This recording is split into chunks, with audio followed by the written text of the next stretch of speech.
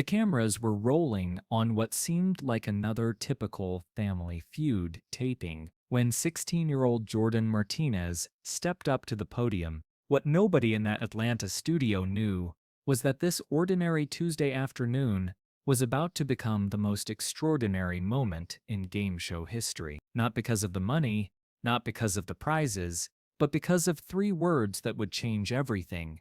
You're our son. Steve Harvey had been hosting Family Feud for over a decade. He'd seen emotional moments, heard heartbreaking stories, and witnessed life-changing wins. But nothing had prepared him for what was about to unfold on his stage. The moment when a game show would stop being entertainment and become something sacred, a place where a teenager who'd spent his entire life wondering where he belonged would finally find his answer. Jordan Martinez stood at the Williams family podium, but he wasn't quite like the others. While the rest of the Williams family, David, Sarah, their daughter Emma, and Sarah's mother Ruth, all shared the same easy confidence and natural chemistry, Jordan seemed slightly apart, not unwelcome, but careful. Like someone who'd learned not to get too comfortable, not to assume he belonged anywhere permanently.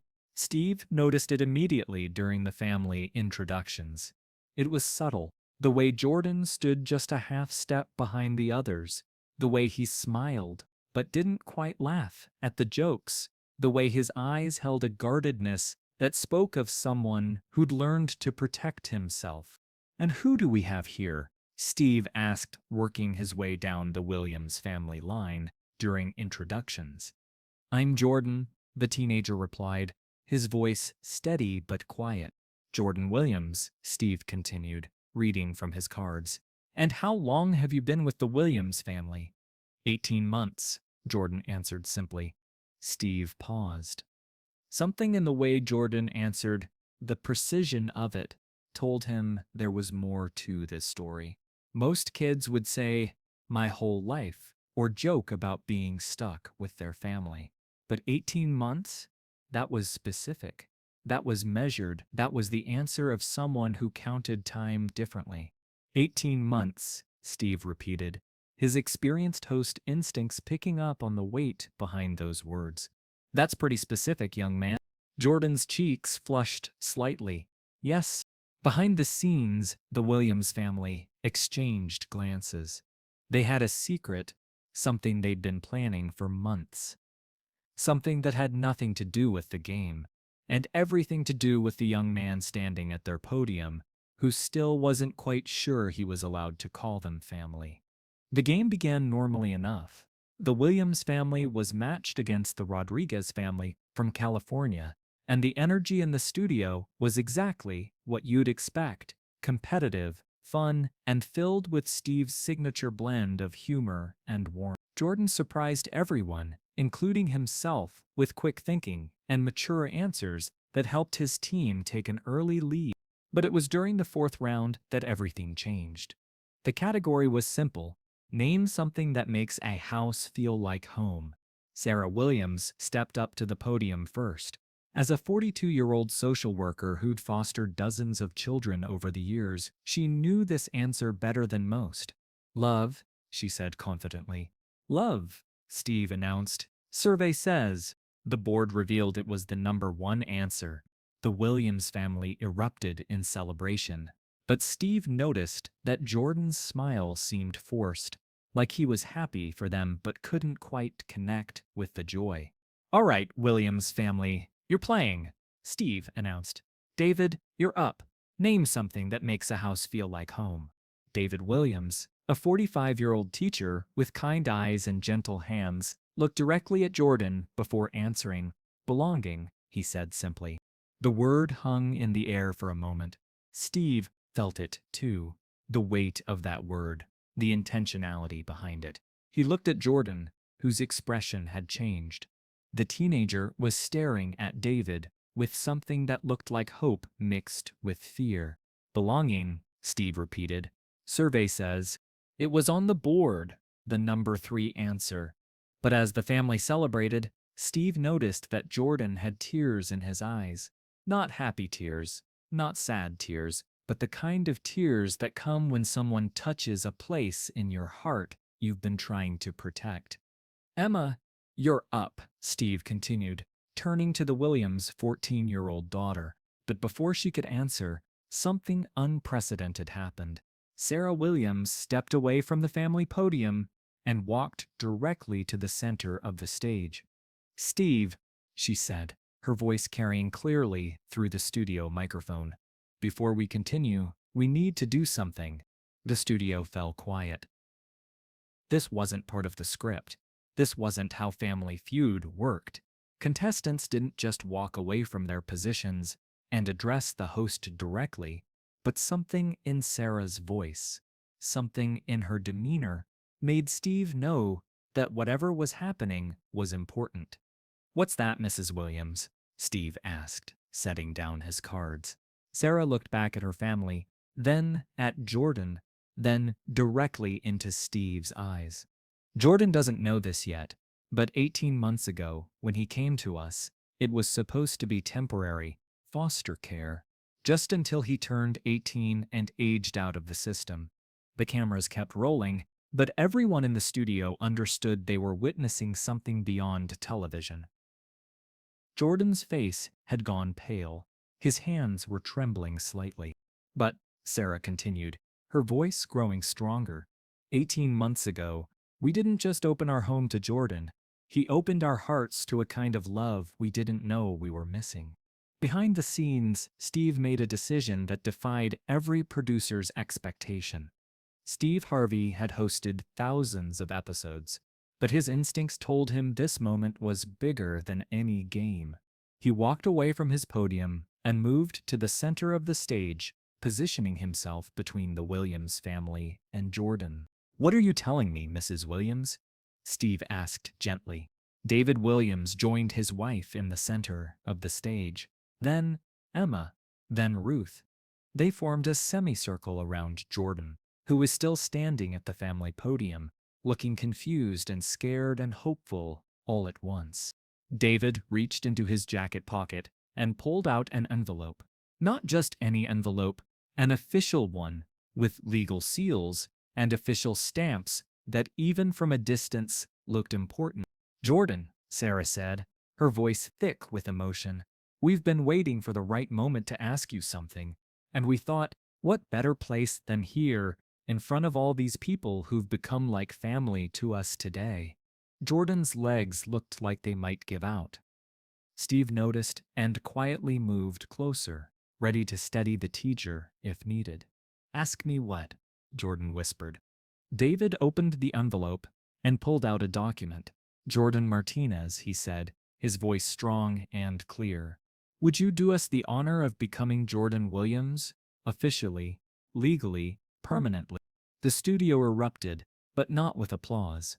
With gasps, with sobs, with the kind of sounds humans make when they witness something so pure and unexpected that it bypasses every defense mechanism around their hearts. Jordan stared at the adoption papers in David's hands. You want to adopt me?" "We want to be your family," Sarah said simply. "Forever." That's when Jordan broke. 16 years of foster homes, of temporary placements, of always being ready, pack his bag, and move on, of never quite believing he was wanted. It all came pouring out. He collapsed into the nearest chair, covering his face with his hands, sobbing with the kind of raw emotion that cameras usually aren't allowed to capture. But this is the moment no one in the studio and no one watching at home ever saw coming. Steve Harvey walked over to Jordan and did something that no game show host in television history had ever done. He knelt down beside the teenager's chair, placed one strong hand on Jordan's shoulder, and spoke directly to him, his voice soft but clear enough for the entire studio to hear. "Jordan," Steve said, "look at me, son." Jordan lifted his head, his face streaked with tears. "I want you to understand something," Steve continued. "This isn't happening because you're on TV. This isn't happening because there are cameras here. This is happening because for 18 months you showed this family who you really are. And who you are, son, is exactly who they want to love. Steve reached into his jacket pocket, the same jacket he wore for every taping, his lucky jacket, and he pulled out his pocket square. He handed it to Jordan. You dry those tears, Steve said, because today isn't a day for crying. Today is the day you stop being a foster kid and start being a son.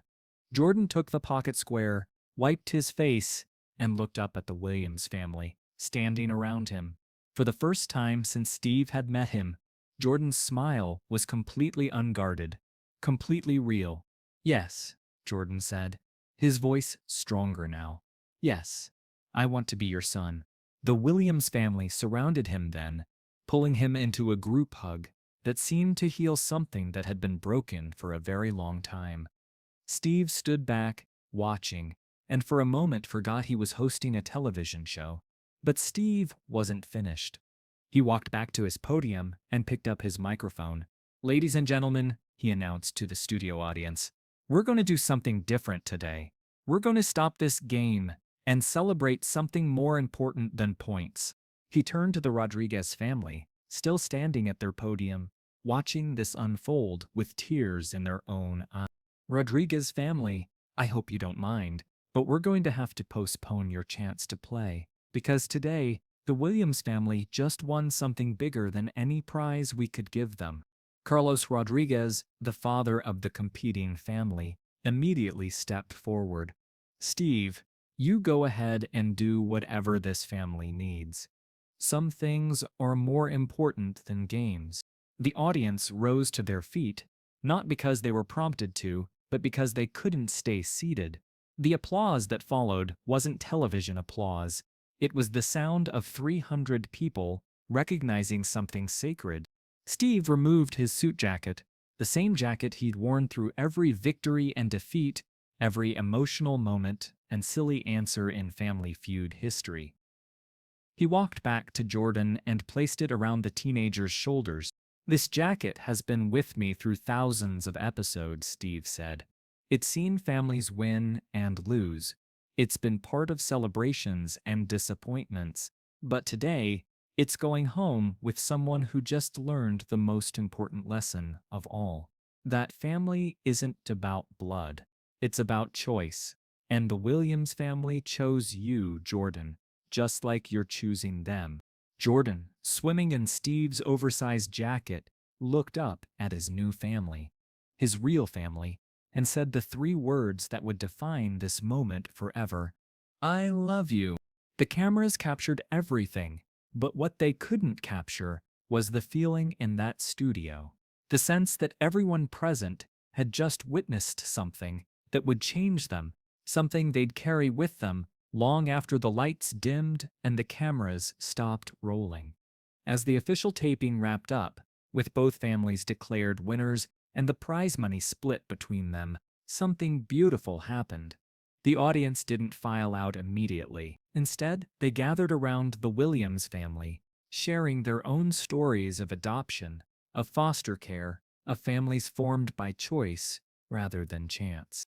Steve found himself standing at the edge of this impromptu celebration, watching Jordan, now officially Jordan Williams, surrounded by love and acceptance he'd never experienced before. The teenager still wore Steve's jacket, and every few minutes he'd touch it, as if making sure this moment was real.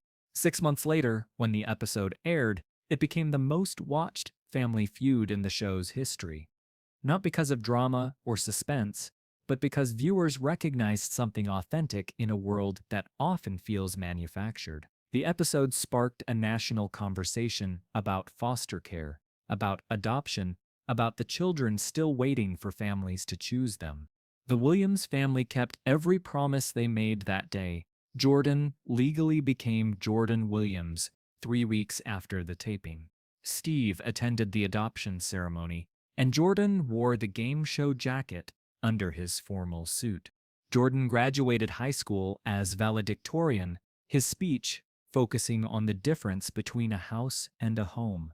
He's now studying social work in college, planning to work with foster children. He wants to help other kids find what he found, not just a family, but the understanding that they're worthy of being chosen.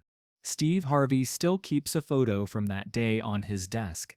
It shows Jordan in the oversized suit jacket, surrounded by his new family, smiling with complete, unguarded joy. Underneath, Steve had written, "The day we all learned what home really means."